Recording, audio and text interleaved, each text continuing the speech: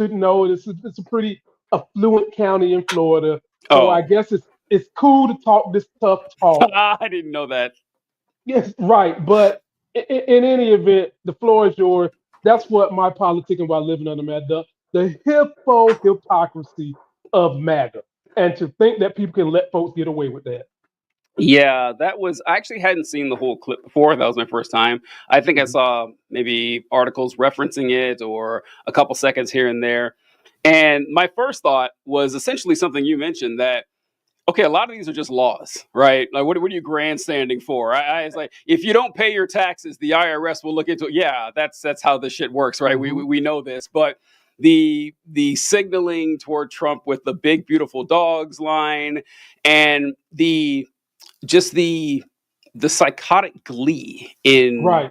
hurting Mhm. people, which is Right. something that we should discourage in our representatives and our public servants, but it's kind of evaporated now. I saw someone talking about the fact that Donald Trump refers to the governor of California as new scum all the time, and Republicans don't.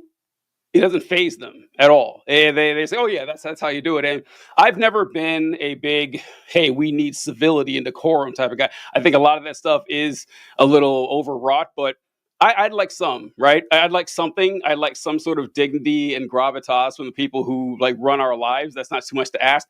I didn't know that this was an affluent part of town, so it's this big talk for nothing. Like you have the safest, one of the safest areas around. You're not going to have any crime, and like you mentioned, I don't know what the physical standards are for this department, but he's not chasing anybody down. It's just I don't know. The guy, it is funny, like as a veteran, but these meal team six, these gravy Yeah. seals type of Yeah. guys that probably would say I wasn't in the military, but I thought about joining. I thought about it. He's one of those guys. Is what it seems like. It's just it also bad look considering what happened today in Minnesota. Kind of a bad look now that Thank you. yeah, now like what with the political violence that's gonna honestly I've been thinking about it for the last few hours and stuff.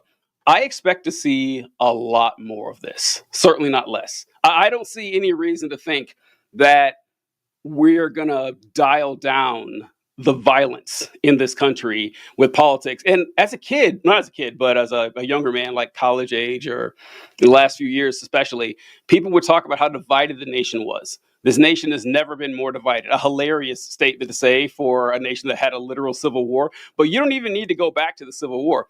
I always reference the 60s. The 1960s was a pretty divisive time. You Very. could point to like there were four major political assassinations in what 9 years, ten I was years in about to the say less than a decade yeah. left. Nothing at all has come close to that. Like, what are you fucking? You joking? Saying that we've never been more divided? Just 60 years ago, we were a lot more.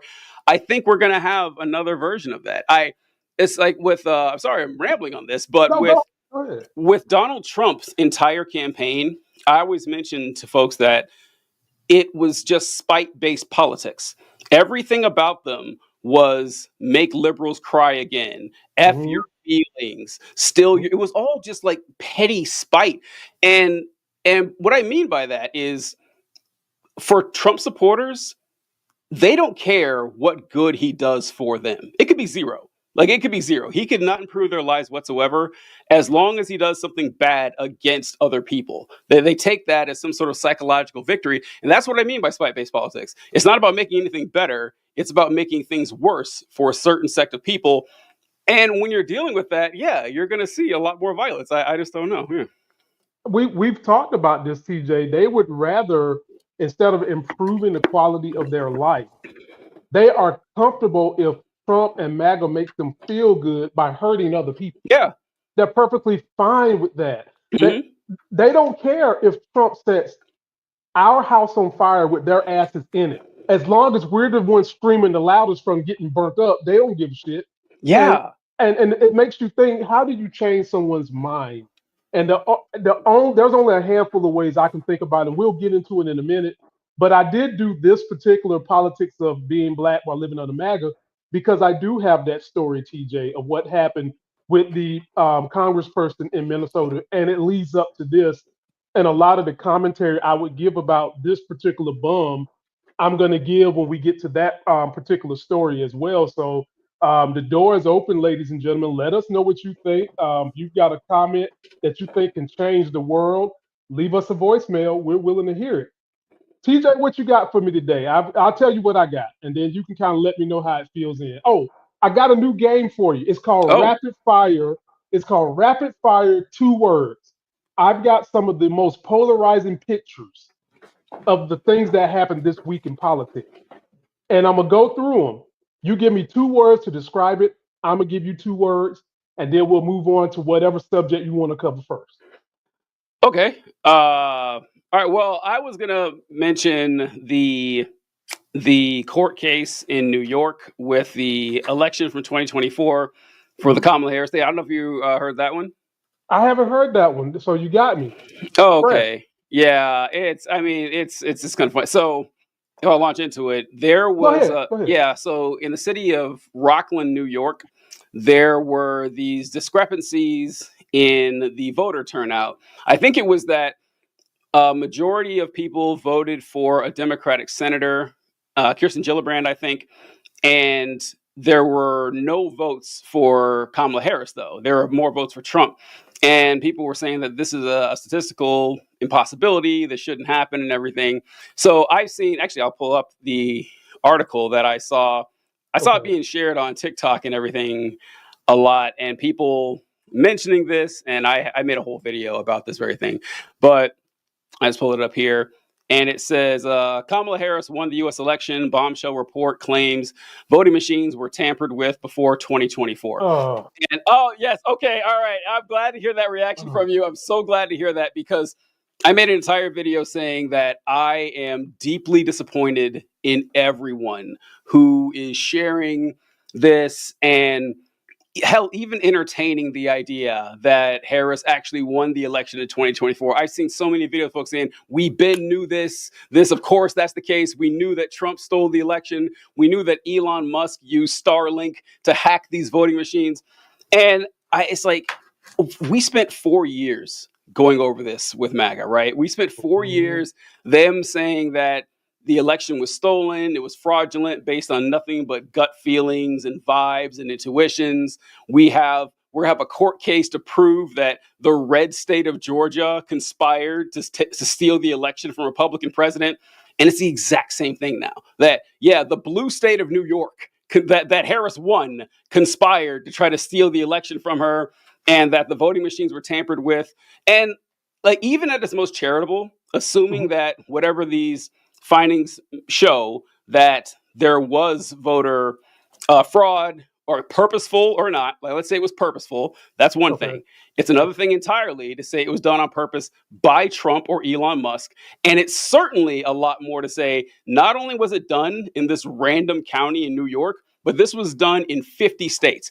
And no, like, people, I say the same thing that I spent 4 years telling Republicans. Like, a a multi-state conspiracy spanning hundreds of counties to either eradicate or fabricate millions of votes is not possible. It can't Nope. happen. It can't. And like, no amount of conspiratorial nonsense is going to make that possible. You need to let it go. Sometimes the bad guy just wins, right? Like, it Hmm. happens. Elon Musk didn't need to spend billions of dollars or millions of dollars to make the country racist. Okay, it's unnecessary. Also, someone pointed this out. I was so mad I didn't think about it. Well, why didn't he do that in the Wisconsin race where he spent $25 million? Remember where he dropped a ton of money in that Wisconsin Senate race? And Yeah, what happened? lost. And lost. Exactly. Why didn't they just do, if it worked so well, why didn't they do it there? It's like, this all falls apart quickly. And I've just been so heartbroken seeing people acting like, and by the way, let's say it's true. Let's say, again, this wild fantasy that Musk and Trump somehow perfectly executed. Like, when's the last time Musk executed anything perfectly, right? When's the last time that happened? One shot, one kill. Like, on election night, he got it right, got Trump elected. What are we gonna do about it? What are you gonna do? The you think that highlighting the fraud happened is gonna make Republican senators vote Trump out of office? Mm-mm. No, it's a Mm-mm. waste of time. Like, yeah, these discrepancies happen in elections. You find out the problem, you fix it, you see if there's an issue at all. you repair the damage and make sure it doesn't happen in future elections. But people are living in fantasy world. They're thinking that this is going to be a big deal to take Trump down. Like, no, it's nonsense.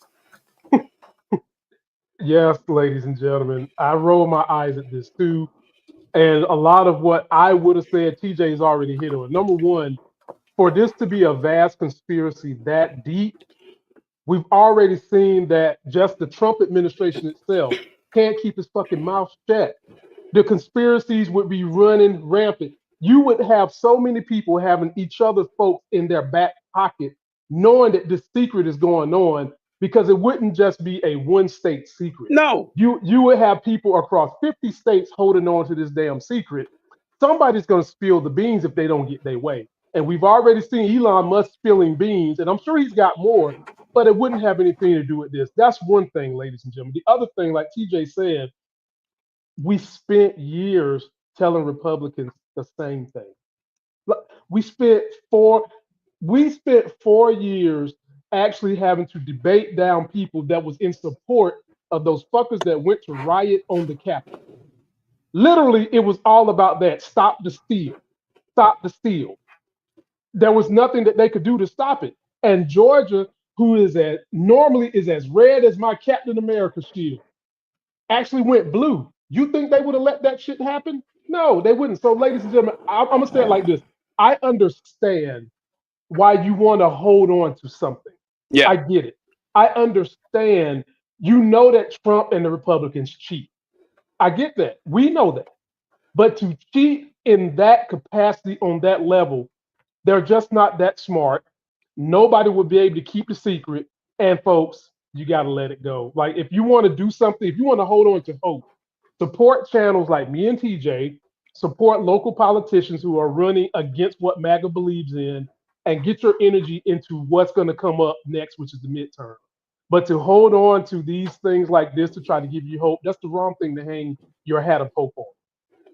yeah. There's I just man, it's so sad because I've spent a long time trying to understand how right wingers, like right wing thought is almost essentially conspiratorial. It's kind of, when you don't know how anything works, everything is a conspiracy. There's no differentiation between real life and magic to you. So you can just, Right. put anything you want in any order and, oh, well, that's the result because you don't understand it. And they just I thought better of people that they could, use logic to find this shit out, but it's sad to see. It, like I said, it's some people are just hope. They're trying to a glimmer of hope is what some are holding on to, and then you do have some who are young in politics. I can remember when I was 21, I believed in some stupid shit too. I believed that George Bush had a hurricane machine, a barometric machine that he would send to the fucking coast and drop the pressure and make hurricanes because someone said it in the media. And Wow. at that point in time, I wasn't versed enough to know how to go look stuff up. I was like 18, 19, something like that. So I kind Hmm. of believe that they. So you have some people who are at that stage, but then you do have those who are Democrats, TJ, that are like you said. If you allow your mind, and I'm not knocking anyone who believes in a higher power, do you, boo boo? I But am. if you are able to believe in a higher power and the magical properties that can go with a higher power, it makes you more susceptible to believe this type of conspiracy. Simple as that. Yeah, and Lamont, this is my wheelhouse here. I I think the know. same thing. I think the same thing. It's that it's a weird area for me because I realize that the majority of people, let alone Americans, the majority of people, and certainly people that we need to work with, believe in some sort of God or religion. You can't just dismiss them. Like they have to. Nope. You're not going to win without them. So I don't want to, drive them away too much. However, if you want my honest opinion on it, I agree 100% that if you tell yourself that it's okay to believe something with zero evidence, I kind of worry about what you're going to believe. That you can say, and it's another thing too with the hope thing, because I hear this a lot, where people will say, I have to believe in God or a higher power or the afterlife because I don't want to think that when I die, it's all over, that I want to be able to see my family again. And say, okay, I got that. I get it. I understand. but there's a difference between wanting something to be true and believing something to be true. Mhm. And people, for some reason, conflate the two all the time. And I don't understand that. It's like, you know, there's a difference, right? So you can't, a belief isn't a choice. A belief is conviction. Like something either convinces you or it doesn't. So yeah, we got to work with these folks, but I do have to wonder if you can be swayed by no evidence at all. I kind of worry about what you can be swayed by in the future. Well, we hope that you're being swayed right now by the hypocrisy, the lies, and the just cruelty of MAGA to come back to the Democratic wagon and at least try to fight to make our wagon better than what the party has presented to us. Having said that, TJ and audience, please subscribe. Let us know what you think. TJ's link is in the video description. Again, we aren't afraid to take your voicemails and play it on the air. So hit us up at bit.ly/talk to us. The T in talk is capital. The T in two is capital. And subscribe to his TikTok, subscribe to the podcast and this channel. Let me go rapid fire with you, TJ, before we get to any of my stuff. I only got two. I got two. I think I got more than two. Well, I got two subjects for you, but one is kind of like a pun that we just got to finish discussing. But let me go rapid fire you on some of the best pictures and some of the worst pictures that the AP showed this week, and I'll go back and forth with you. So just break down 2 words to describe these pictures I'm going to show, and audience, do the same thing. Okay. We got this one. Ooh. When you see this, and what do you think it is, first of all, because you know world history like nobody else. Is this Gaza? Yep.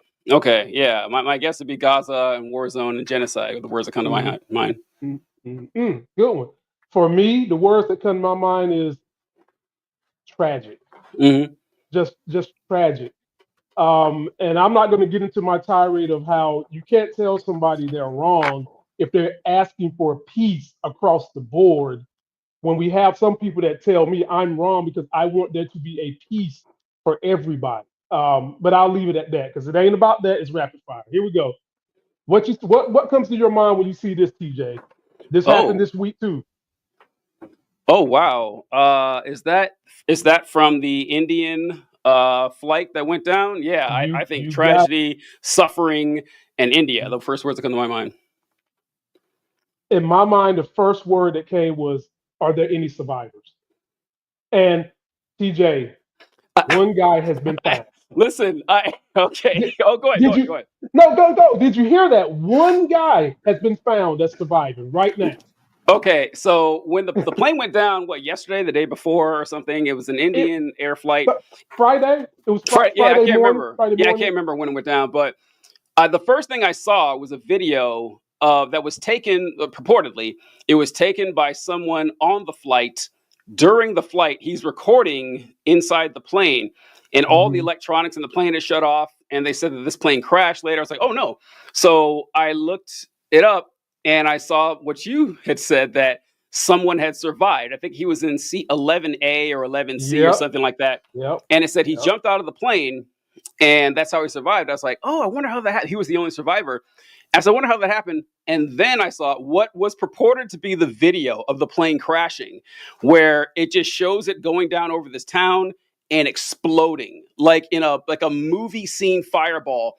And I say, hold on here. I don't know when I have we confirmed he actually jumped out of the plane and lived? Because I don't know how that could have happened. I don't see. I don't know. Right, there didn't seem to be enough time. Bro, no, I don't know if that's been confirmed. I've only seen it done. I've only seen people jump out of airplanes and helicopters and survive in the Marvel Cinematic Universe. Avengers #1, when Nick Fury jumped out that helicopter right when Loki shot his ass. Look, it makes you think about a lot of things. First of all, why was he the only one to jump out? It just raises a lot of questions. And how? Honestly, how? Right. I don't. How did he had to have gone to the emergency door, pop that bitch open at the TJ? His timing to get to. First of all, the plane is going. TJ? You've been in the military. Have you done any flight training or anything like that? Yeah, it's like the pressure alone would have been Thank so you. difficult to open the door. It's Thank like you. none of Thank it you. adds up to me. Thank Yeah, none thank of you. Thank you. Thank it. you. It's like, So I've taken aviation. I actually thought about flying private airplanes, and I've oh, done some classes and stuff like that. hmm, And I'm telling you, on a jet, this was not a 737. This was a Dreamliner, bigger than that. So all the centrifugal forces, all the forces that make the plane go up and down are going to be bigger and heavier. And somehow or another, this one dude made it to a door. And you see where the plane landed? The plane landed on top of buildings, and he got out and survived. That man's got to be interviewed, TJ. The this minute is he can talk, he's got to he's be interviewed. he's like. Did you ever see Unbreakable? Did you ever Yeah, see yeah, the yeah, Bruce? yeah, He's yeah, yeah. he's Bruce Willis in Unbreakable. It's like this guy's like a real life superhero. Because yeah, like how he opened the door, how he jumped out and everything. I mean, people. I mean, you took it. I never flew or anything, but like people underestimate how fast planes are moving Oh because my you have no, God. I guess the sky, you have no point of reference. It's just Okay, like, good point. yeah, Good point. for a plane to move, it has to go hundreds of miles per hour, even when it lands. Like when you land on a plane, it feels Mm-hmm. like you're on a rocket, you know? And like Mm-hmm. that plane was fall, it was a controlled fall, but it was a fall nonetheless. I have no clue how this could have happened. It is really bizarre to me. I do have to say though, this is one of TJ's tangents here I'm famous for, Let's but go.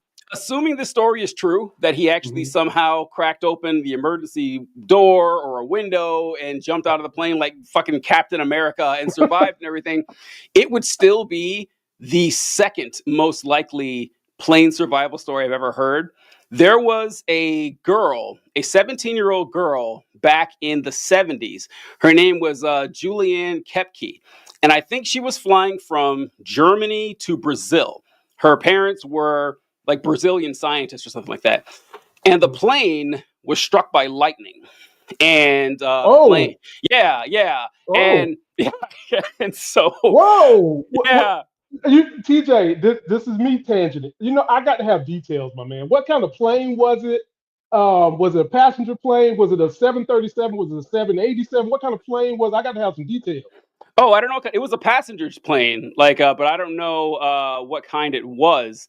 But Okay, there were hundreds of people on board, and the plane okay, was okay. struck by lightning. And back in the so there's technology in place to divert the energy from lightning these days, but this is 50 years ago, Right. and the plane it wasn't as good, and the plane disintegrated in the air, and she fell out of the sky 2 miles, 2 miles to the ground into the Brazilian rainforest, and she lived. She lived. She and the people aren't quite sure why, but she was still strapped to her row of seats when she fell out of the plane, which would have slowed her fall a little bit. I mean, it's 2 miles. How much could it? And she also fell in foliage, which broke her fall a bit. But she lived with, I think, a broken collarbone and a laceration somewhere in her body, like nothing major. And she was in the rainforest, middle of nowhere, and she had to make it to civilization. So 17 years old, and I think she was in the rainforest something like 8 or 9 days, and she What? found a river. And she followed the water until she found a group of the native population there, and they transported her to a city where she got in the hospital and she met her parents.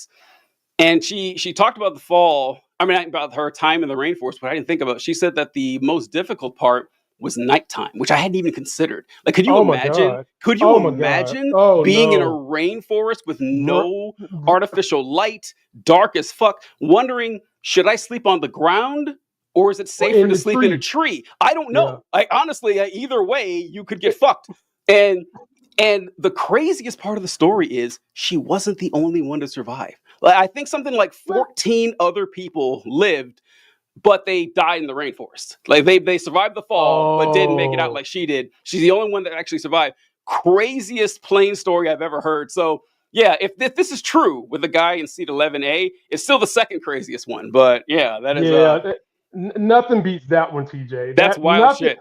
nothing because for that young lady, the fall wasn't even the worst part. Yeah, yeah. I mean, Uh, and imagine like, those poor people that lived through that fall just to die in the rainforest. right, right. Wow. Folks, I might have to do a video on it. Y'all know I'm a nerd, so Here, I'll pull up. This is the Wikipedia article on her. Let me see. yeah, let's take a look at this. Yeah.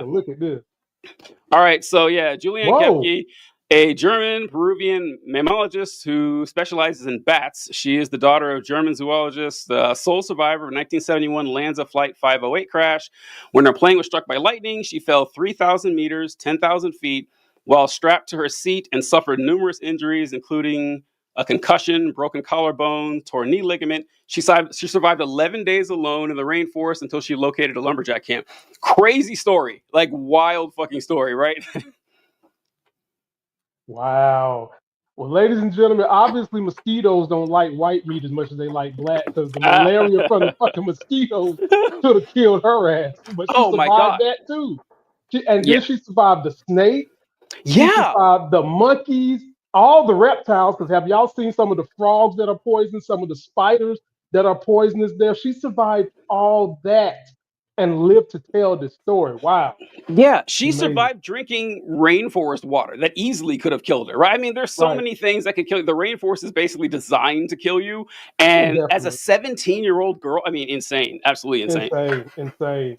All right, I only got 2 more pictures I'm going to show you, then we'll get back to the meat and potatoes of the story. When you see this picture right here, what comes to your mind? Oh, wow. Well, the first thing that comes to mind is George Floyd, but I don't recognize this picture. Let me see. Yeah, George Floyd is the first thing that comes to mind, but I don't know what this is from. This is from the protest in LA. And when I see this, the first thing I say to myself was, did you guys lawfully detain? First thing to come to my mind. First thing, when I see that. And next, I got this one for you. When you see this, what's the first thing to come to your mind? Oh, well, well, I was going to say trans, but it's written right there. That's kind of cheating. So Pride Month is the first thing that comes to mind since it's June. Yep, me too. Happy Pride Month to my brothers and sisters out there celebrating. How about this one? Let's see. Oh, no. Sheriff Arpaio is the first thing that comes to mind. I don't think anyone remembers Sheriff Arpaio, but he was the Arizona sheriff who prided himself on detaining people. And the first thing I think of is the fact that we had the first American in U.S. history detained by the United States military the other day. That's the first thing that comes to mind. First thing that come to my mind was, sadly, I thought about Sheriff Arpaio getting into it with military, because whoever this sheriff is, he's telling the military something, and the military is telling him back the fuck up. And so that's the first thing that comes to my mind. What happens when you have an altercation between National Guard and local police? Who wins out? Whose orders circumvents who is what I thought. That's what I was thinking. Wow. Last one, but not least. When you see this person, what do you think? Oh, I think Champion Sports. Like what happened here? That's the thing. I thought the same. This is Coco Gauff. She whipped the fuck out of that girl that had the nerve to come back and say she beat the chick that was #1 in tennis. Mm-hmm. And then the chick started running her mouth like the referee was cheating because she's black or some bull job like that. I think Champion, well versed is what I see, because Coco Gauff did like these news tours and she just shrugged it off. She didn't even give the chick credence. She just kept saying she was a tough opponent. She was #1, and as Mike Jones would say, back then you was hot, but now you're not. Is how Coco Gauff handled it. Ladies and gentlemen, rapid fire. Let us know what you think about the pictures of the week. We'll go back to TJ. What's next on your ticket, my brother? Well, I do have another topic here, but I wanted to bring this up when you mentioned Joe Arpaio. Have you ever seen this clip of Joe Arpaio at the America First Political Action Committee, where he says that he's accused of being the biggest racist in the country? Have you ever seen this? No, I haven't. Oh, this is great. Okay, here we go. I'm glad. Now, the speaker just before me, I don't know if he's still around, but he has some good points. I have the reputation of being the biggest racist in the country. Think of that.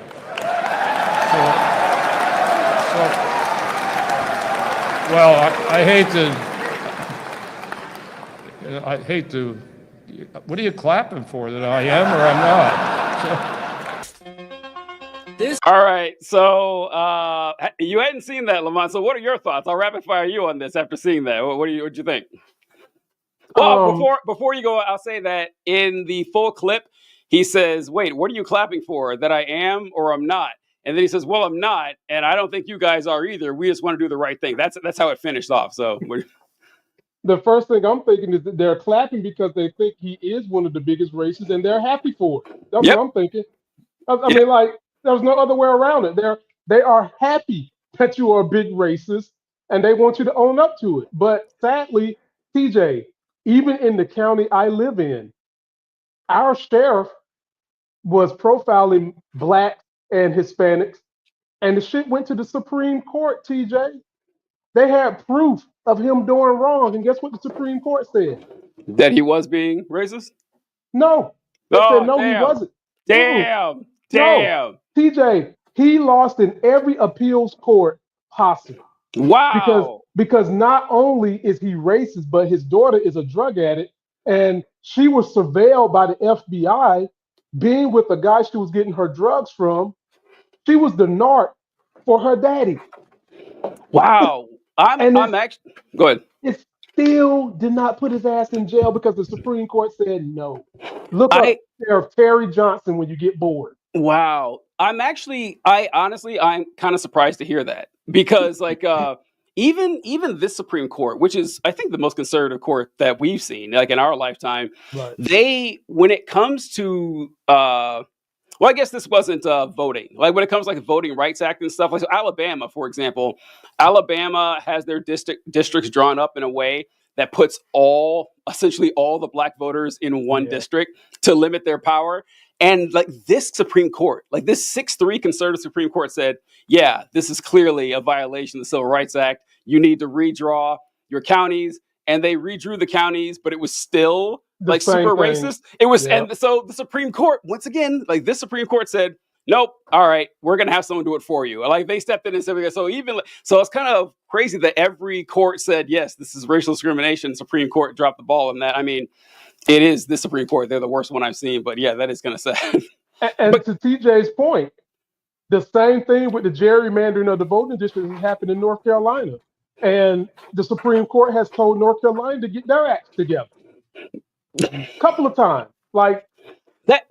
This is something Lamont and I always talk about, how Republicans like to take the victories of Republicans from 150 years ago, or Republicans who stood up for civil rights 60 years ago, and say that we are the continuation of that. It's like, okay, if that's the case, why is it that every Republican I've ever seen does everything they can to decimate the Voting Rights Act? Why is that? Like, why? Why do they hate the Civil Rights Act and the Voting Rights Act? Everything Republicans are supposedly happy about, they're trying to get rid of it. I think that's kind of a canard. But no, that clip from Joe Arpaio, one of my favorites. It's just obvious that and so it makes me, I was kind of, what do you think? It's impossible to read people's minds, and it doesn't matter who they are, the insides, their actions that do. He seemed shocked that people thought he was racist. And I tell people this all the time, that unfortunately we have this idea that racism is some sort of personal moral failing, that racism requires animus or malice towards black people or other minorities and stuff. It's like, no, it doesn't at all. Like, our racism is like systemic. Someone can be racist, a law could be racist and race not be mentioned. A person can be racist and enact racist policies and support racist rules and everything without ever once thinking about it. And I don't know if that's true for Arpaio.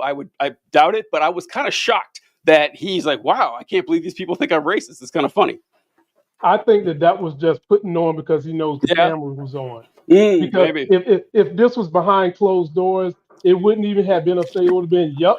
I put 60 niggers in jail, and then I followed it up with about 50 Mexicans. It wouldn't even have been a thing. I think for him, it was the fact that it was a national event. And it was recorded, and he expected them to not basically fess up to their racism. Is what he expected. That's what I think.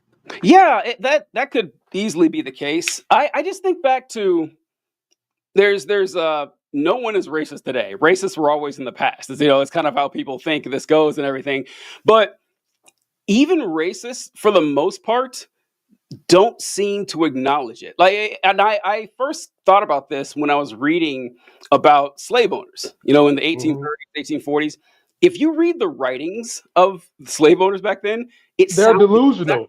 It sounds exactly like conservatives today. They're like, listen, I don't hate black people. I love them. I want what's best for them. I don't have an ounce of malice or toward them. I don't want anything bad to happen to them.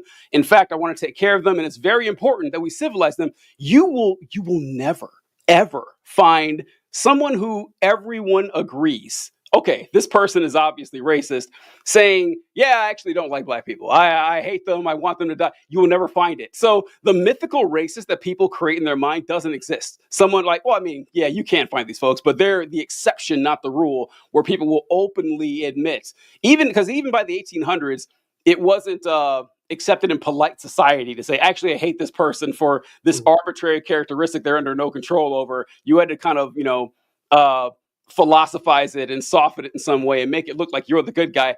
And I think a lot of them do convince themselves. TJ, they do it now. Yeah, it's the same thing. The word hate, a lot of people try to act like it's one of the worst words in the world. So you would get somebody talking about something that in their heart, they just have a disdain for it. And you'll catch them saying, I hate, and then they'll say, well, I don't want to say hate, it's too strong. And I think that's the delusional game some of these people play in their mind. In your mind, you think you like black people because you're taking care of them. But in your mind, you take care of your fucking puppy.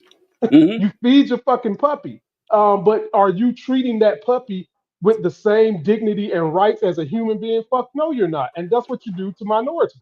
But you love them. But you say you love them, but you don't realize that in your mind, you don't, because your behavior does not make them as an equal. And some of them write it off as, no matter how you shape it up, they think that their class puts them higher. But then that gets right back to the very fundamentals of being racist. You're not, because you think your class is superior, whether it's white or whether it's income, that gets back to the fundamentals of racism. And I think that a lot of them feel that way. But then, TJ, you got to admit, you got some that just know it. Yeah. They just know it, and they're just not going to admit it in public. And Arpaio was one of them, I think. I have a lot more respect for people like Nick Fuentes who just say it. I do. I respect. I mean, I don't agree with them. I think they're vile. I think the world would be a better place without them.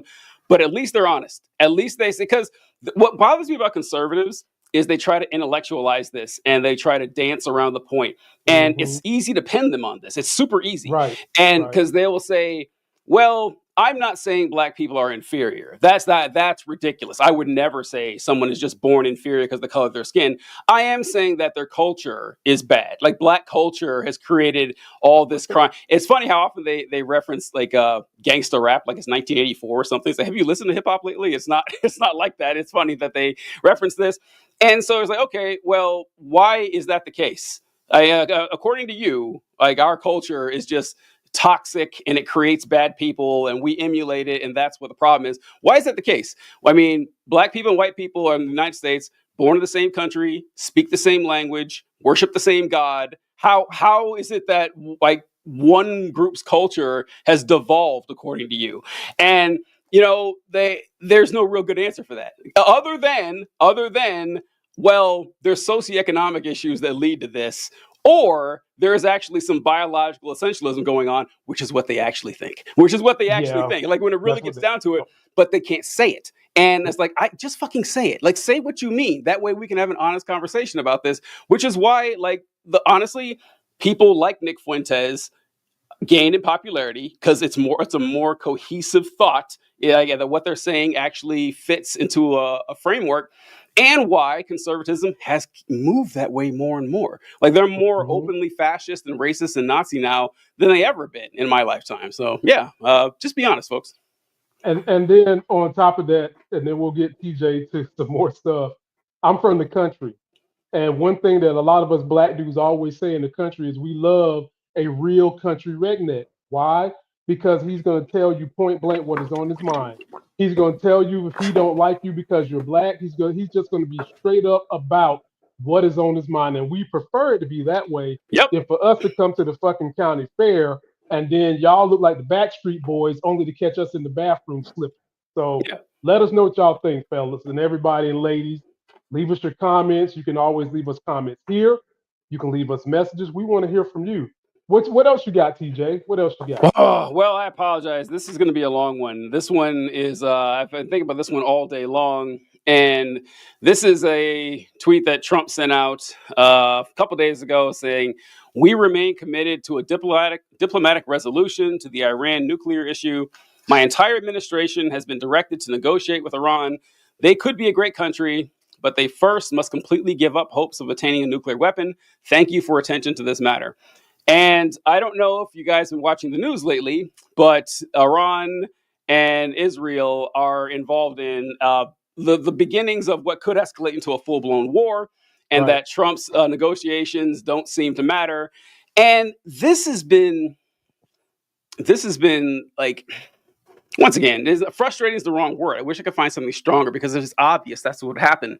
When Trump was in office the first time, I was talking to a friend of mine from college who was a conservative Republican, voted for Trump. And I asked him, okay, I think he asked me, like, what was my biggest complaint with Trump? And I said, well, where do I start? But I think the obvious one at the time was the Iran nuclear deal. And we had, the United States, along with other nations, had a nuclear deal with Iran. Iran was trying to enrich uranium to create nuclear energy.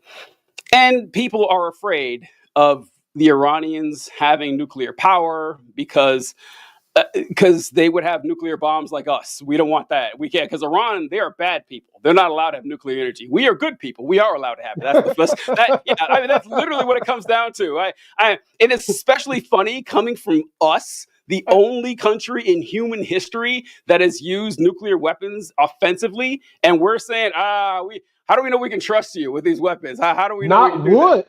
Not that? once. Yeah, Not once. But multiple times, TJ. Keep it 100. Yeah, multiple times over a couple of weeks, right? We incinerated 2 whole cities. By the way, that's another cool story. Like, a guy survived the Hiroshima attack. I know that one. Yeah. I know that one. And I know then that one. he went to Nagasaki and he survived that attack too, like insane, like a crazy. So he just died not too long ago. He lived. I was gonna say they was running tests on him for a long time. He was getting paid to allow people to run tests on him across government. I remember him I remember that story big time.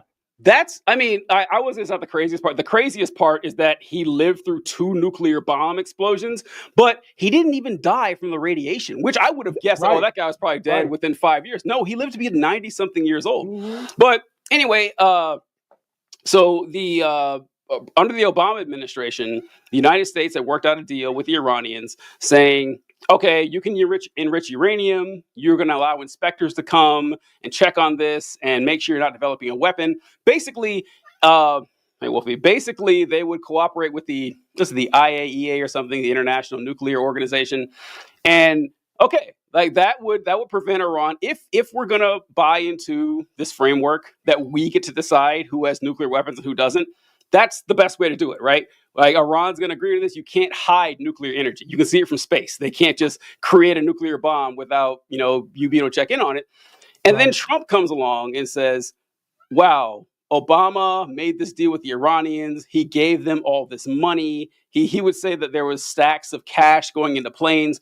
And what he was referencing, there was no cash going into planes, is that the United States retaliated against Iran in 1979 when you had the Islamic Revolution, and they froze all Iranian assets in the United States, saying, you're not going to get this back unless you play ball with us. Then in 2012 or whatever, they played ball with us, and Obama said, okay, well, here's your money back. And Trump made this whole thing that American taxpayers are paying the Iranians, which didn't happen. He goes in, rips up the nuclear plan. And I asked him, okay, what is Trump's goal here? What plan does he want that's going to be better? And he says, well, I heard it was a bad deal. So, no, tell me. Tell me, what deal is Trump trying to make? He didn't make one. He never did. There was just nothing there. And also, why would the Iranians have any incentive to work with us in the future if we can just evaporate deals like that? And of course, the Iranians are going to go their own way. Israel has decided we're going to launch an attack on Iran, and they do. And it's like, Trump, what the only thing, it's just an ego thing. The only reason he did this is because it was a big win for Obama and he wanted a win for himself, even if it causes another war and countless deaths. And I don't know what to say to people. Like, what is like this art of the deal guy? Like, what are we getting out of this? What are the Iranians getting out of this? What are the Israelis getting out of this? There's just no winners here. And it can all be traced back to Trump's ego because he wanted to have a one-up on Obama. This is not the only situation Trump has done this, ladies. He also did this with the plans Obama had with COVID. Hey, Flurkin, what's going on, cat? Flurkin's back. TJ, you remember he done this with all the plans Obama had in place to prevent outbreaks such as COVID, such as other diseases.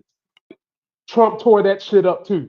This is just anything that Trump did, that Obama did that was working, not only working, but TJ, a lot of this stuff Obama negotiated with Republicans, because people forget Obama did not have the House and Senate his entire time in office. And a lot of this stuff he negotiated with Republicans. And Trump comes in here, sets everybody's house on fire after you already had a plan in place to protect the house, sets the house on fire, rips up the plan in place. Then eventually, after the house gets really, really messed up beyond repair, he puts the fire out and then wants you to praise him because he came up with putting the fire out. Same thing with this right here. Same exact thing with this right here. And he's caught between a rock and a hard place because Iran has enough, how can I say this? They have enough resources that they can get a nuke if they want to. If they really wanted to make us think about it and go to war, I think that they've got enough cohesion and enough people that would support them that they could do it if they want to. We can't look to Trump to be, TJ, the peacemaker, because he's just not going to do it unless you are stroking his ego. Yeah, there's nothing in it for him whatsoever. He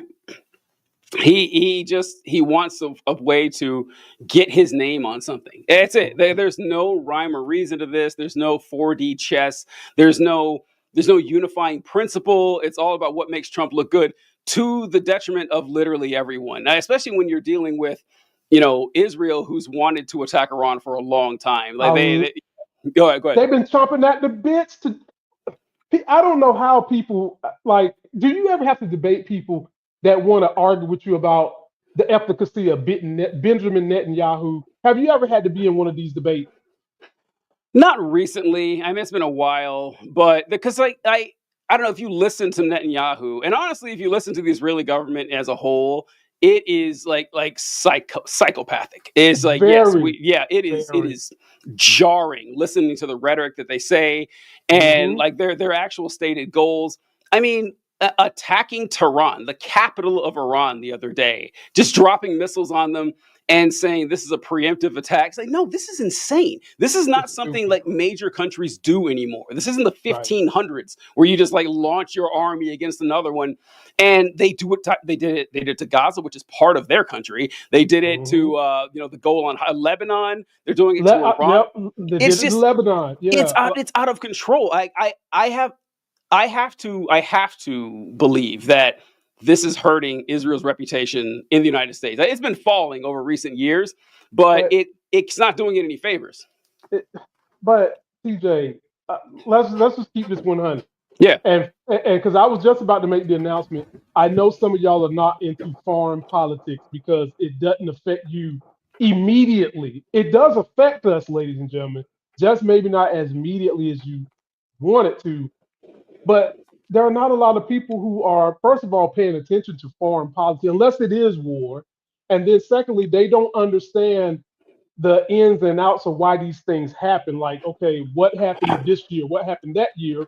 And what is our president and leadership doing that is a cause and effect into these foreign policies? A lot of people fall asleep on this, TJ. And so it becomes a quagmire for some people to even debate about it because they want to immediately run to something that they feel like they have greater knowledge in, which is usually not foreign policy.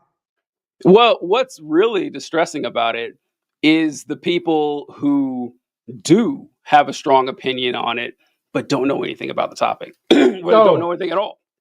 Because I have to tip my cap to the United States government on at least thinking back to the last 100 years of amazing propaganda. I mean, honestly, holy shit. Great work, fellas. You guys convinced you guys convinced millions of Americans that universal health care is gay or something. That you can't do that. That's not cool. You can't have that communism or socialism is bad, because under a socialist economy, the United States government would have full control over your lives. And why would the U.S. government want anything like that? That doesn't sound like the U.S. government to me. Clearly, we don't want.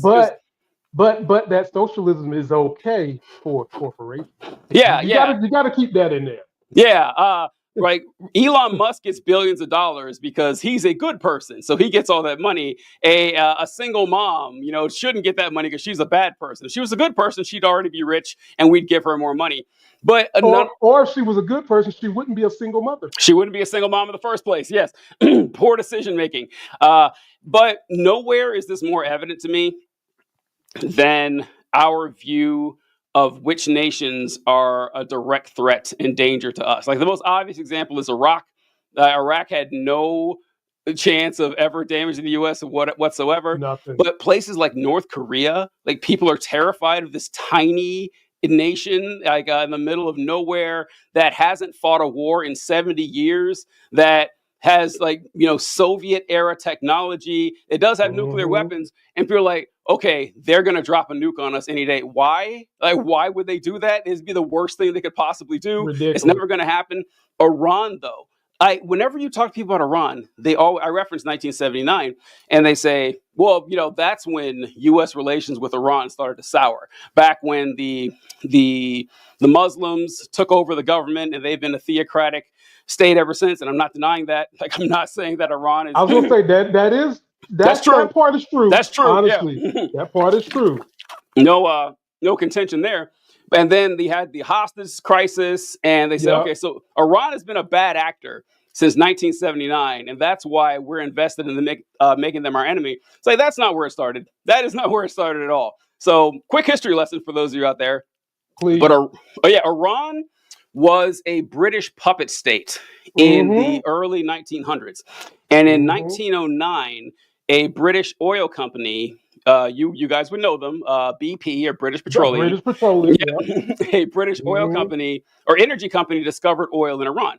And they started drilling and started, selling it. And during World War I, the British government nationalized this program, and basically meaning, hey, this Iranian oil, it belongs to the government of Great Britain. It belongs to the British people. And in 1953, I think, the Iranians elected a man named Mohammad Mossadegh as their prime minister, who had the crazy idea, are you ready for this, Lamont? A wild idea, that the oil in Iran actually belonged to the Iranian people. That they should, he's like, I don't think it's cool that this foreign government is, like, draining all the money from Iran. And in fact, I'm nationalizing our oil program. All the money from Iranian exports and energy and oil is going to be put back into the government and the Iranian people. Now, this is 1953. It's right after World War II. And the British government wasn't as powerful as it was before. They had lost a lot of money and power and wealth and soldiers during World War II. So they couldn't really do anything about this. They couldn't stop Mossadegh from doing that. So they went running to their little brother in the United States and said, hey, listen, this guy, Mohammad Mossadegh, he has kicked us out. He's taken over this oil system, and he's nationalizing the profits from the oil. That sounds a lot like communism to me, doesn't it? And the United States says, whoa, okay, we can't have that. That's not going to happen. So the United States, I'm not, this isn't conspiracy, folks. This is open. It's out there. You can find it. You can check it right now. The United States government fostered a revolution to overthrow Mossadegh, which they did.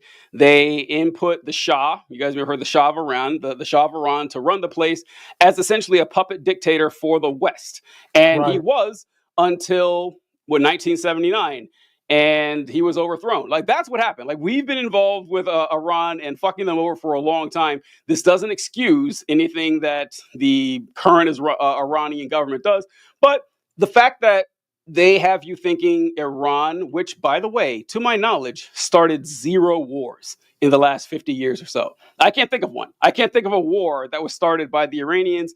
If you look at them, I can tell you the perception of a war that was started by them, and it's not just Iran, but it's also the whole perception of the Middle East during the George W. Bush era when we went out looking for weapons of mass destruction. You go and you ask the average MAGA person about George W. Bush looking for those weapons of mass destruction. Hell, TJ, you can go back to his George W. Bush's father when they was going after Saddam Hussein. There are a lot of people who grew up in that era that think anything Middle East is bad. Yeah. No, it doesn't matter. No. Hamas.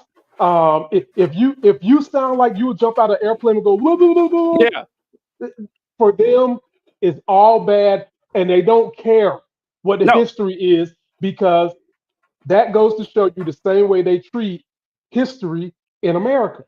If you don't know the history, you can't have empathy or sympathy for what the plight is of why this thing is going on, which is why they want to get rid of African American history, which is why they tend to try to get rid of Native American history. And if you don't know foreign history, you succumb to stupid shit and propaganda, which is what TJ just gave y'all a complete history lesson. And it leads. Go ahead. We did this last week, TJ. Me and you sat here last week and we talked about the origins of the stuff going on with the Arabs, Israel. We talked about that. And we talked about how, in Palestine, and how eventually they sent Jews over to the Arab lands with the help of the Zionists. And a lot of people can't even tell you that. They don't even know that history. They don't know nothing about it.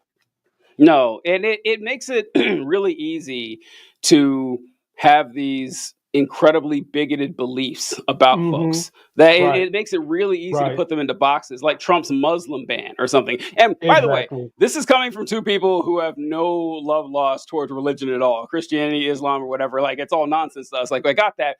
But you're going to say that, oh, I don't like Muslims. I don't think they should be in the country. I don't trust them. It's like, well, what the fuck do you know about Islam? Do you know anything? Like, do you know anything about this faith? Like, that's almost 1 billion people you're talking about. Probably, maybe over 1 billion people you're talking about. And like, do you know the difference between a Sufi Muslim and a Wahhabi Muslim, or Absolutely a Sunni not. or a Shia Muslim? You have no clue. You have no idea what it means. Not. Yeah. So just blanket saying, oh, these are just bad people because of this religion I know nothing about. Easy to do, and a lot of Americans do it. Like, most Americans couldn't even tell you that Iranians aren't even Arabs, that they're Persian. They have no idea. They don't know anything about this shit. Yeah. Folks, leave your comments. Well, I can tell you one thing: when me and TJ get together, you're gonna learn some damn history. You are going to get history whether we put it on the list or not, because everything connects to history. Yeah. Am I wrong, TJ? Does not everything connect to history? Everything. And the thing is, like, I get it. I don't expect your average person to know that story. I don't. I don't. I would never shit on someone.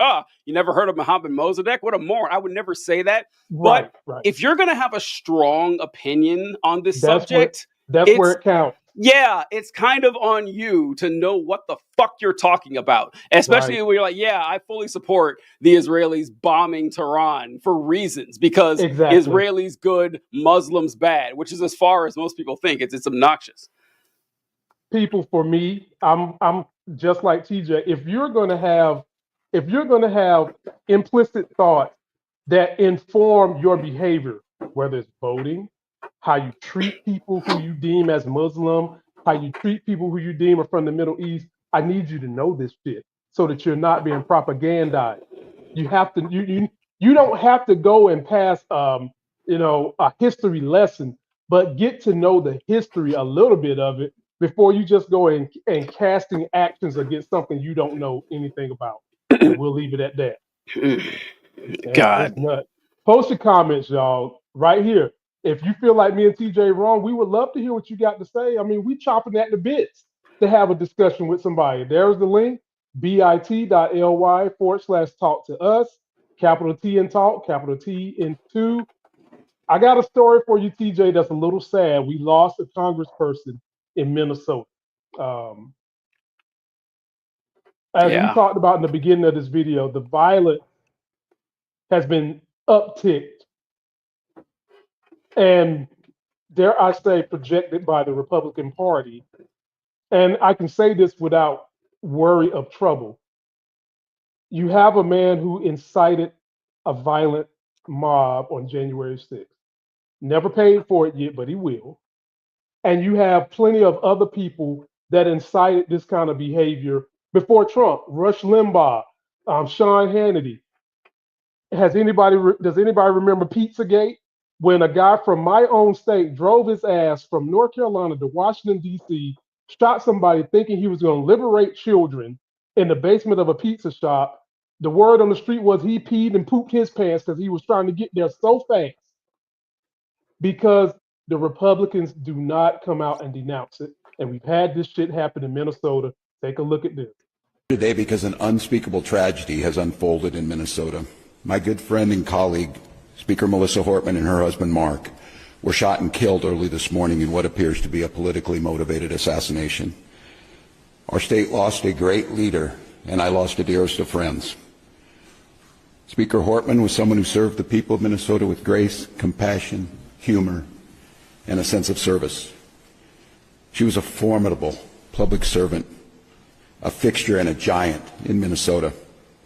She woke up every day determined to make this state a better place.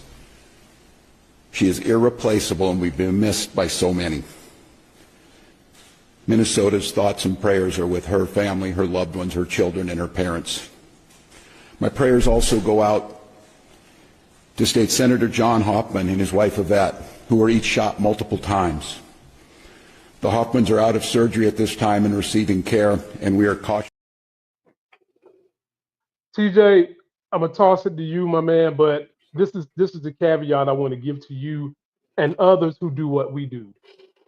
If we're seeing politicians getting attacked, at what point in time do us in this social media space need to heighten our alert, need to be worried about where we're at, or start considering that these same attacks that are happening to the politicians might bleed off into some of us who are just trying to tell the people about the real truth of what's going on? I mean, I don't know. I don't know to like what extent that's gonna, bleed out. I'm not worried. Maybe I should be. I don't know, but I'm not. I just like that. But I said earlier in the show that I think we're going to see a lot more of this. I really do. I do too. I have no reason to believe we will see less. I just No. don't.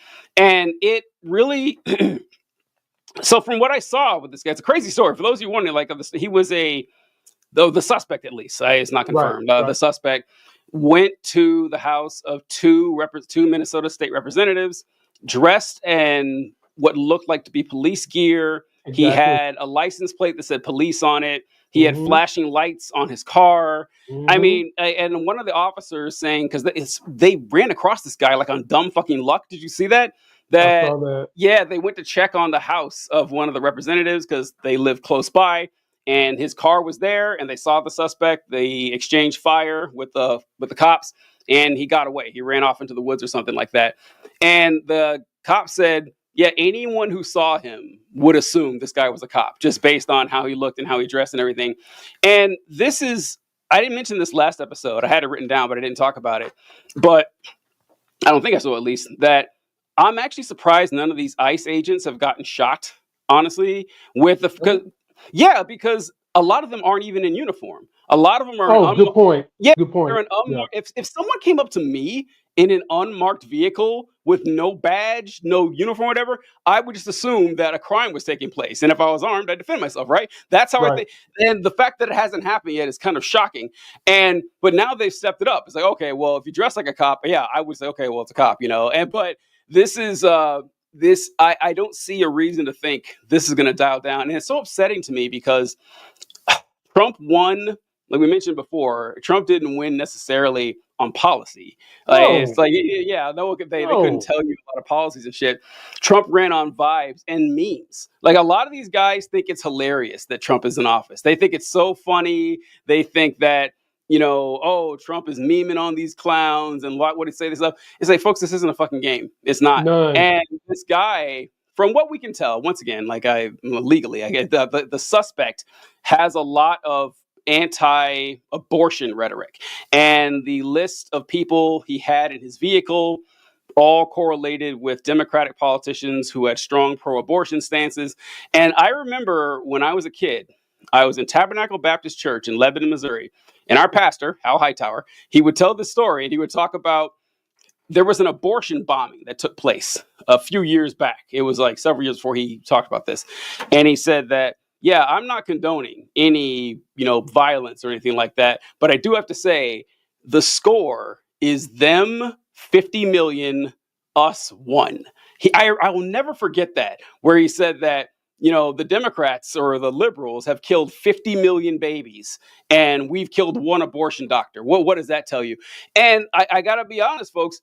If people genuinely believe that, if they genuinely believe there is a genocide of human beings, that these fetuses, that these embryos are people just like us, yeah, I'm shocked we don't have it more. Like if you actually believe, like if, for example, if there was 10-year-olds, if there were millions of 10-year-olds dying, like people, you could take your 10-year-old to the doctor and execute them, people are going to rise up because like, oh, that's fucked up. But most people don't actually believe that an embryo is a person. They say it, but they don't actually believe it.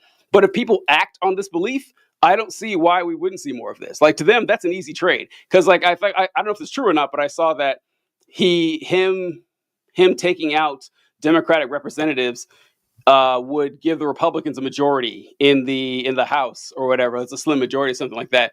So yeah, with as many firearms as we have, and with how divisive and cruel and sociopathic a lot of our political opposition is, I do expect more. Sadly, I hate to say it, but I do.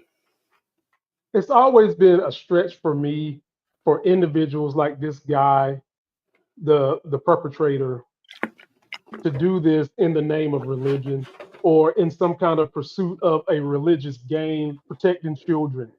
Okay, but you associate yourself with a party that once the child gets here, you could give a fuck less what happens to the child. Make it make sense. But you somehow or another are going after people who are doing abortions, and if your religion is telling you that abortions are wrong, what else is your religion not telling you that should be wrong? Is what bothers me.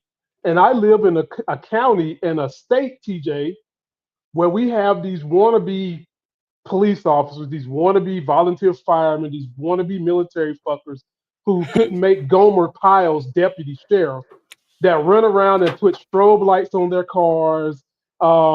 They get these fake ass badges. They want to pretend like they're someone of authority.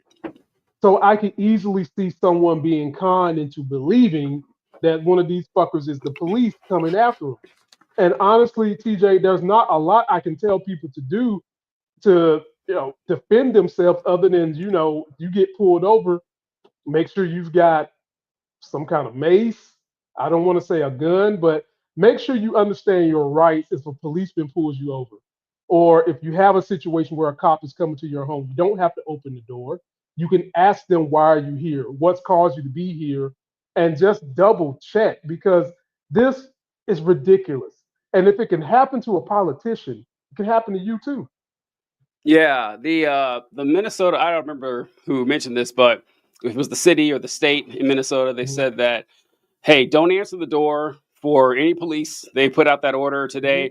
And also, if police come to your home, you don't open the door immediately. You can confirm with the police department. Call them and say, hey, someone's at my door. Did you guys send someone? And now it does get tricky with what you mentioned with traffic stops, because the advice that even cops will tell you is, oh yeah, pull over somewhere safe. Don't just pull over anywhere. Slow down, let the cop know you've acknowledged them. And if you want to go to a public area, that's, but if someone's this guy shot these folks in broad daylight. I don't think that would have saved them. Being in a public place, yeah, he'd have shot you anyway. So I know it's just, it's really tricky. Yeah. The biggest thing that I would tell anyone if you can, even if there's the fear that you might get shot, if you can get to the most populated public place as possible, do that. Hmm. And tell the officer once it's all said and done, you've done it because of what's been going on in Yeah. the neighborhood.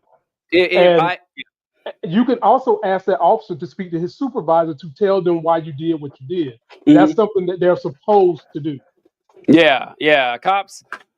Oh, yeah, I don't know. I have a lot of thoughts on this and everything. I just, I do think it's crazy that cops, like for speeding tickets and everything, carry firearms. That's very strange. Like, you don't need that. It's not a necessary part of the gig. To If I'm gonna write you a citation for your taillight being out, I don't know why I need a firearm. Like, I don't.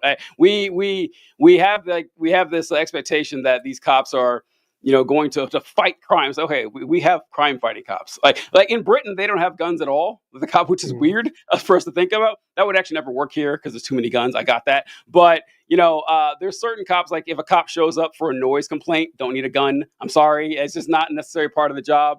Because if you've ever called a cop about a noise complaint, saying, "Hey, it's 1 a.m. and my neighbor is playing loud music. Can you send the cop over there, tell him to turn the noise down?" The cop will say, "Have you talked to your neighbor yet? Like, Right. why are you sending me out there if you haven't talked to the guy?" And so when people say that cops need a gun because you never know what's going to happen, well, they're perfectly fine with sending you without a gun to talk to that neighbor, right? They're assuming Mhm. you bring a firearm to that interaction, it could go south real quick. So Right. yeah, the gun's not necessary. You've proven that by telling other people to go. So yeah, it's just like, this is really dark. And then of fucking course, I don't know if you've seen, but we're Uh-oh. pointing we're pointing out all the obvious shit here. They found this guy. We have his name, the suspect, his social media, all of his Yeah. Yeah. organizations, ever as Yeah. right wing as the day is long.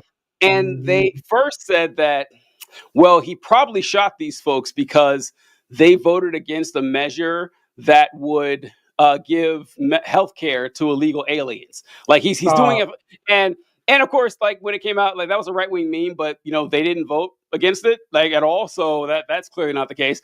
And then they said, "Aha! Well, in 2019, Tim Walz himself appointed this guy as part of his like government or governor's workforce development task force or something." Like what? yeah, I don't even know what it was, but it was like What? some like business development plan where you worked with people to grow small. I was like, look at that guy was a Tim Walz fan. This is and where they're going with this, I can already tell you. You probably already know. This is some deep state trick Yeah. to make Exactly. conservatives look bad. Like 6 years ago, Tim Walz conspired with this guy and said, "Okay, in 2025, I'm gonna need you to light up a bunch of Democrats to make Republicans look bad and Democrats look good." Because once again, conspiratorial thinking. It's I don't know if it's going to work in the general population. Probably not, but it is indicative of just how bad things have gotten. That this is all a joke. It's a funny television show to some people. It's like, no, people's lives are on the line. Let us know what y'all think, ladies and gentlemen. My biggest thing is you all be safe. You all understand some of the rules and regulations of law and your interactions with law enforcement. Let us know what you think. There's the link for the channel. There's a link for the podcast, and there's the link to leave us a message. bit.ly/talk to us. TJ, I've only got one more thing for you, and it's Let's real go. quick, and I'll let you get out of here. You already know how I feel about regular protests. Mhm. Well, today is a big day because it's Donald Trump's birthday. Ha. There have been online campaigns to embarrass Trump by putting up Obama's picture on your social media, and we've also had several organized protests across the nation. Here in my state, we've got like a bunch of them in North Carolina, and here's a good look at one in Durham, North Carolina. Take a look at this. That is good old Durham, Oh. North Carolina, TJ. It's not even the biggest city in our state, nowhere near. It's like probably, I think it's like number 8. Mhm. And look at this, is over like 3,000 some odd people lined in the square. You didn't hear a fucking sheriff come out and say, if you block the street, I'm gonna shoot you. Yeah. You didn't hear a donut chasing sheriff say, if you Uh, run from me, I'm a sick of dog, and you didn't hear none of that. My thing, TJ, and I've always said this, some people get on me about it. If people don't see some kind of violence, in a protest, it doesn't make them feel like action needs to be taken. And when I say that, I'm talking about the people who are in control of power. That's who I'm speaking of. Not the lay person, not the regular person. When Martin Luther King did his protest, Republicans and white people love to tell you it was peaceful. Martin Luther King incited violence. He had those white people who were on edge, like these cops we just got finished talking about, or these guys who want to be police officers, on the edge wanting to hit niggas so bad that they would just protest in their face till they start beating them, hose them down with water. So I pass the baton to you, and I say this, TJ.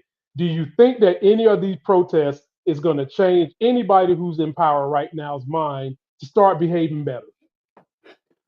Oh boy, yeah, that is hard to say. My gut feeling is no.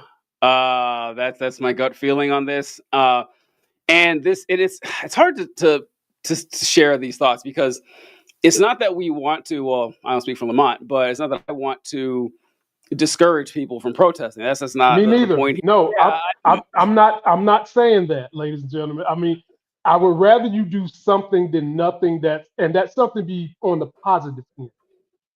Yeah, it's just that the efficacy of this is pretty limited when you consider the actual position of power. It's actually this very concept is why I chose the name "power is taken, not given." And Mm. I first heard it. Was it in Gloria Allred? I think is who I first heard say it, and she mentioned, yeah, power isn't given to you. Yeah, power is only real if you take it. Because if someone gives you power, that person also has the ability to take that power away. If you take the power, it's fucking yours, right? And that's how this shit works. Like we like to imagine that history is changed by convincing arguments, by reason and logic or empathy. No, it's not. I wish that were the case, but it's not. Rush Limbaugh wrote a book years ago, and Oh Lord. I know Rush Limbaugh wrote a book. It was like I can't remember what the title was, but it was like something like 12 rules for reality or something like that. And one of the rules he wrote was that our world is one governed by the aggressive use of force. He's fucking right. He's Yep. fucking right. Like that is Yeah. we pretend that we are these noble creatures with the rights don't exist. I hate to break it to you guys. Rights don't. This is funny that Republicans always reference this about natural law and natural rights made up. Okay, the only rights we have and the only justice that exists are those that we create for ourselves. That's it. Right. Like we there is no like a divine guarantee that you will have freedom of movement or justice or anything like that. And also, you mentioned this earlier with I'm getting to the violence thing, is that you said something about people who call for peace and everything like that. And you'll see this with people talking about Ukraine or about civil Mhm. rights and stuff. They're like, oh, well, can't we have peace? People don't actually want peace. That's Mm-mm. bullshit. People want justice, right? You can have like Mhm. Martin Luther King mentioned that what did he say? That people want a negative peace, which is the absence of conflict instead of, Yep. Absence yeah, of conflict. Yep. yeah, instead of a positive justice. Like, look, we could have peace all day long. Like a dictatorial monarchy, a lot of peace going on, not a lot of justice.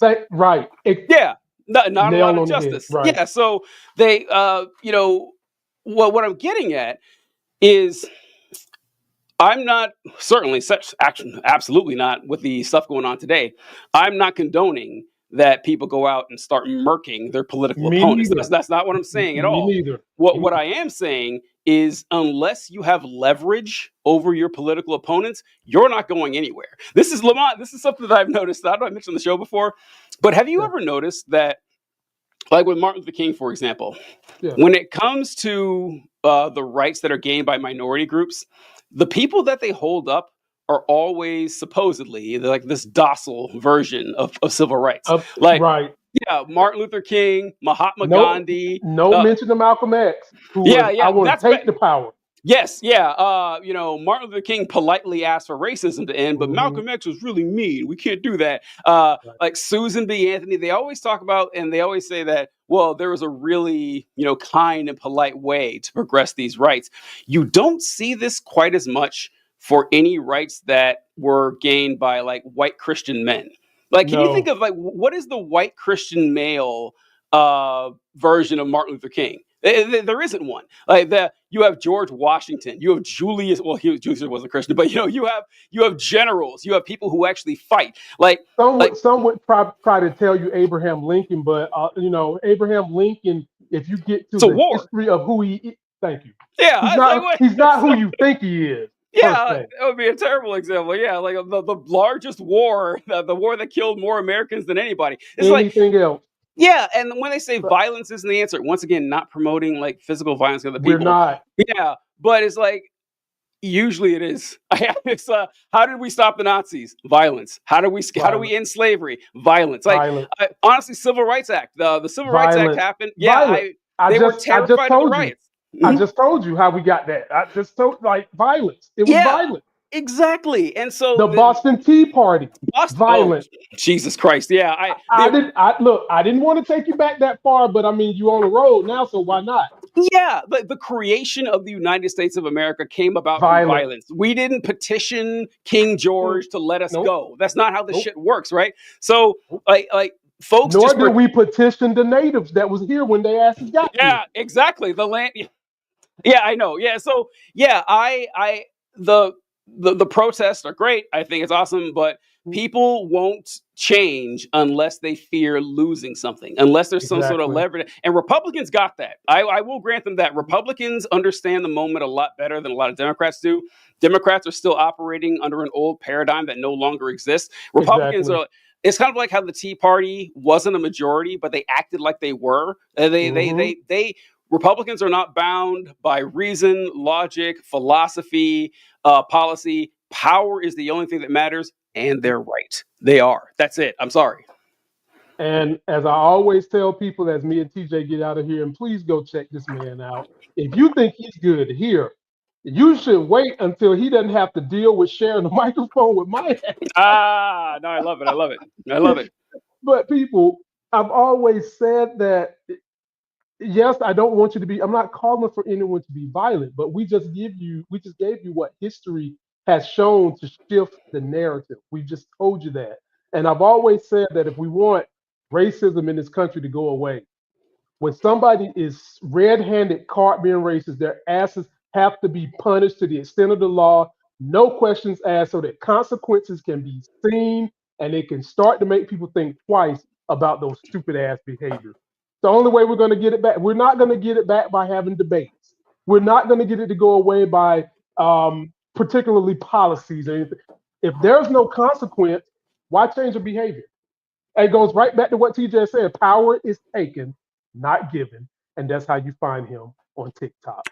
TJ, what are they looking forward to on your channel the next couple of days as we get out of here? Yeah. So I think last week I mentioned it. I didn't know we were going to do it the next week, but I haven't done that video. I was going to talk about Antarctica yet. I'll probably do that one today. So about the discovery of Antarctica and how you can find old maps that look like Antarctica's on it, but it's going to be a pretty fascinating topic. So look forward to that. That's what it is, ladies and gentlemen. Don't forget to like this video, comment, subscribe. You will see a new playlist on my channel that says Lamont and TJ, Politics of Being Black in America. Leave us a message so we can read it out. Link is bit.ly/talk to us. TJ will be back in 2 weeks. Ladies, don't start throwing your panty drawers at me because you missed this guy, okay? Save him. Save him. He'll be back in 2 weeks. And until that next Sex is Hell video, y'all, we out. Later, guys. Oh, man.